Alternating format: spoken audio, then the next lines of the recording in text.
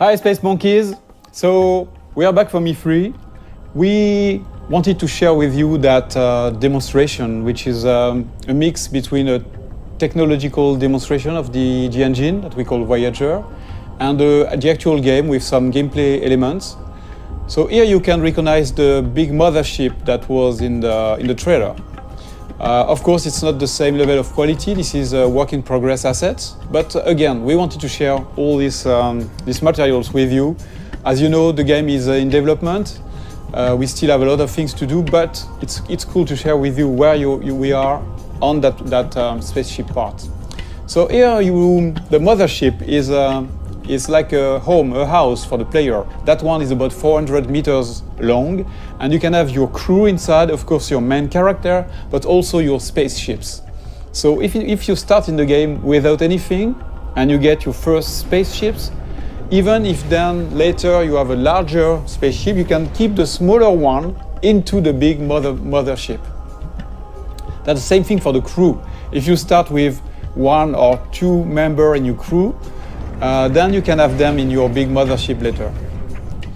That gameplay mechanic of what we call the Russian dolls, so bigger, smaller into the bigger, and then your characters, is very close to what we had in fact in Beyond Good and Evil 1 when the characters were getting out of the hovercraft. So here we have that monkey, which is my playable main character here, but of course in that game, you can select your character and create your own character. Just to give you a feeling of scale, that ship is about 20 meters long, and the other one, the mothership, is about 400 meters long. I'm going to go close to it so that you can see the size. So when we have large spaceships like that, the good thing, the interesting thing is that they are a real level of gameplay. You can go inside. We have interiors for those big ingredients. So imagine I'm at the beginning of the game. I'm starting the game. I have nothing, but I am like like in Beyond Good and Evil 1, you start without anything, and you have to get some money to like level up and get your first vehicles. So imagine I'm just delivering pizzas here. It's like a side quest or just a way among many to get some money. I'm delivering pizzas to those guys. So imagine it's not my spaceship. That's the beginning of the game, and this could be an interesting way to trigger the first ingredients of the adventure, because the spaceship is a playable interior. You can get inside, you can sell your pizza, and then instead of getting out of the ship, you could decide to explore the ship. And why not discover that there is some slavery, some human trafficking and things like that. The good thing is that in Beyond Good and Evil 2, like in the first episode, you can take pictures. So if I'm taking a picture of evidence of the things I'm seeing in the game, then I can share those pictures with the guys in the city, for example, and then I can trigger discussions with those guys based on the picture I took. So that's a very interesting mechanic that can create that feeling that you can explore everything and you can gather informations and share those informations with NPCs, but also between players. Another very interesting thing here is the feeling of scale. Here we know that the players, they will explore everything. They will want to go everywhere. So we need to handle large-scale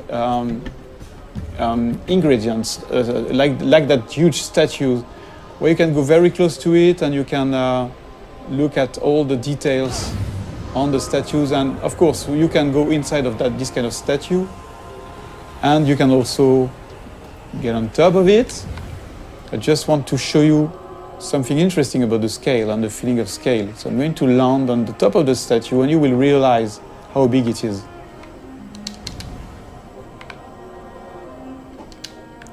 So here we have a wonderful vista.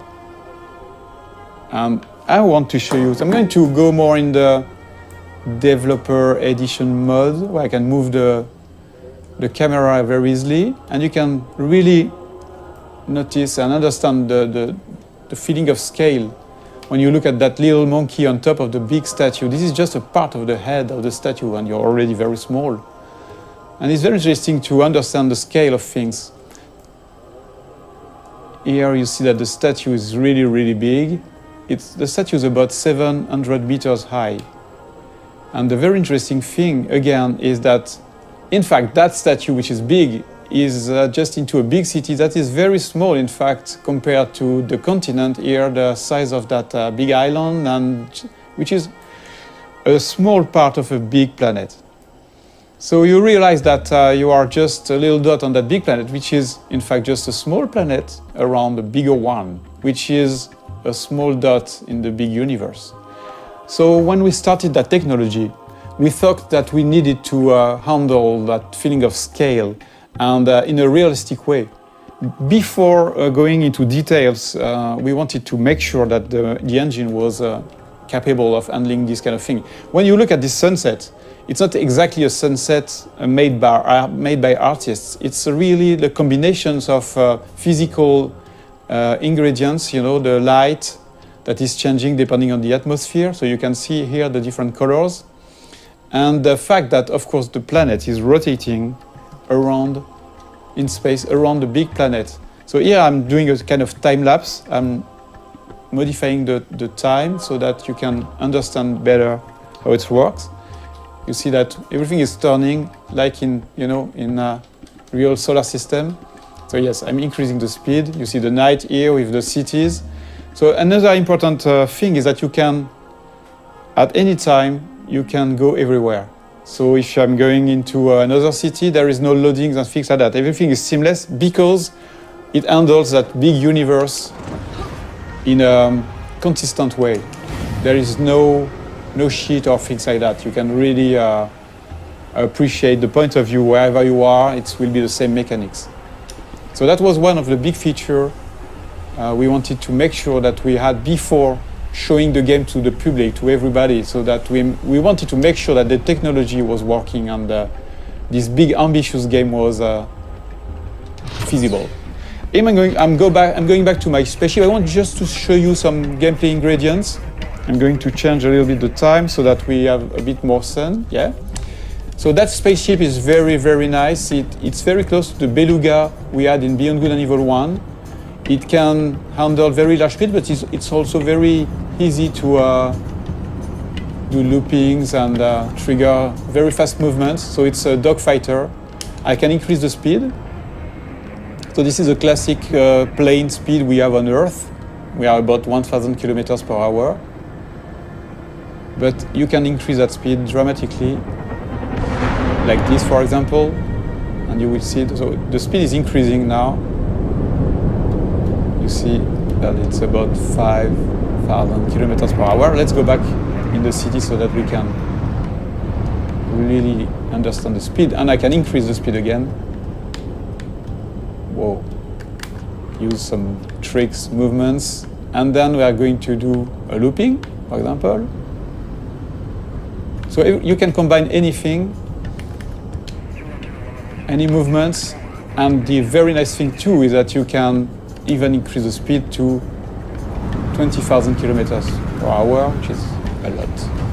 I'm going to try, to drift like that. So at any time you have the drifting mode, you have all these very interesting movements.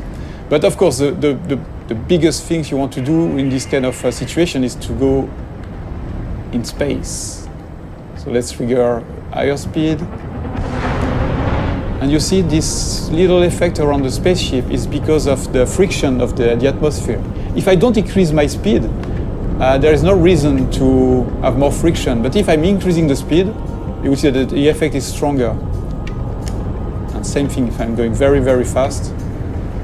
So depending on the quantity of atmosphere, you can have a stronger effect. Until you start burning.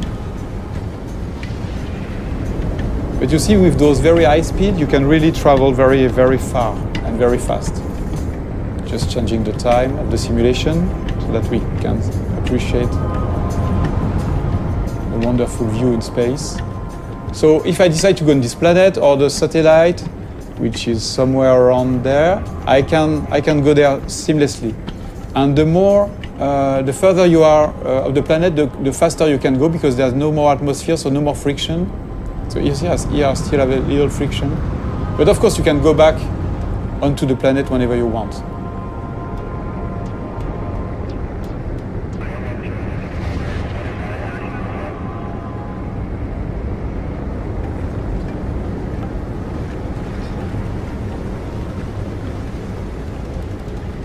A very interesting thing too is that there's a lot of biomes on the planet, like this desert, or you have frozen lands on the planet, different cities. So we don't want empty planets. We want planets with landmarks, with places to explore. There are mountains where you have some monks living there. So they are not empty, repetitive planets. The planets we aim to work on, to make our planets with life. And the planet itself is living somehow. For example, that planet has different, I would say, big biomes. Because that planet, as I told you, is a satellite of the bigger one, the one that is in the foreground. A part of that planet is protected, like the moon. Our moon is a part of the moon is protected by Earth from the big asteroids and meteorites. So here that's exactly the same thing. The cities are built in the safe place where nothing is falling from space. But I will show you a bit later the opposite part of that planet, where you can have real-time giant meteorites, asteroids falling and modifying the planet's ground. The very interesting thing is that this kind of event is connected to the life on the planet. So that, yes, you've got those cities on the safe place, but once the big giant meteorites are falling on the other side of the planet, then you have the big companies that are sending the slaves on those very dangerous places. And a lot of slaves are dying trying to gather the meteorites goods, all the things that are falling from space and crashing. They are taking those rare materials and risking their life. So it's not just about the planet on one side and the story on the other one. The planet and the story are connected, and that's a very important thing for us. So again, let's look at that planet modification process. Okay, so now we are back on the other side of the planet, the side that is bombarded by meteorites.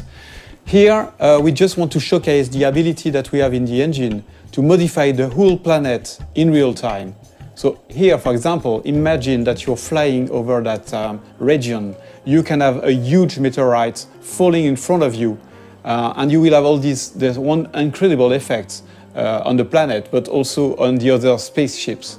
So that's a very important feature for Beyond Good and Evil. We want interactivity to be the heart of the whole experience, not just with characters, not just with spaceships, but also with a big, huge planet.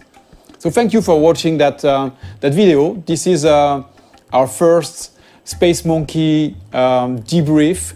Many more will come, and we would love to have you leaving us your comments on this Space Monkey program site. So please comment, tell us what you think, and expect way more videos like that. Thank you very much.